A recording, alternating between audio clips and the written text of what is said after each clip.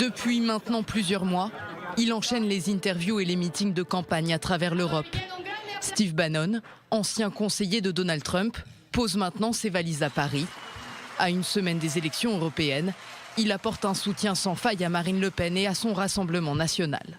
Et je m'intéresse effectivement à Marine Le Pen parce que elle est présente évidemment sur ce paysage et sa résilience, parce qu'elle est revenue quand même de l'échec de 2017, sa façon de donner un nouveau visage au Front National, tout ce qu'elle a réussi à faire pour mener son parti, je trouve ça assez remarquable.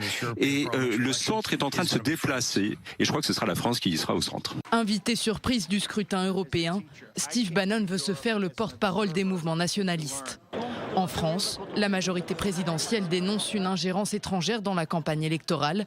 Le Premier ministre Édouard Philippe lui-même monte au créneau et réagit dans un message sur Facebook.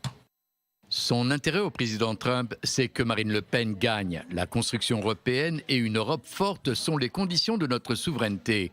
Je ne comprends pas que des Français qui prétendent défendre le peuple et la nation se fassent les relais de gens dont l'intérêt est d'affaiblir l'Europe. La semaine dernière, plusieurs parlementaires, de droite comme de gauche, avaient réclamé une commission d'enquête sur les liens entre Steve Bannon et le Rassemblement national. Plus qu'un soutien, l'ancien conseiller de Donald Trump pourrait devenir un poids pour la campagne du parti d'extrême droite, sous le feu des critiques. Face aux accusations d'ingérence, le parti de Marine Le Pen affirme que l'ancien conseiller de Donald Trump n'intervient pas véritablement dans la campagne. Steve Bannon, de son côté, affirme être à Paris, uniquement dans un rôle d'observateur.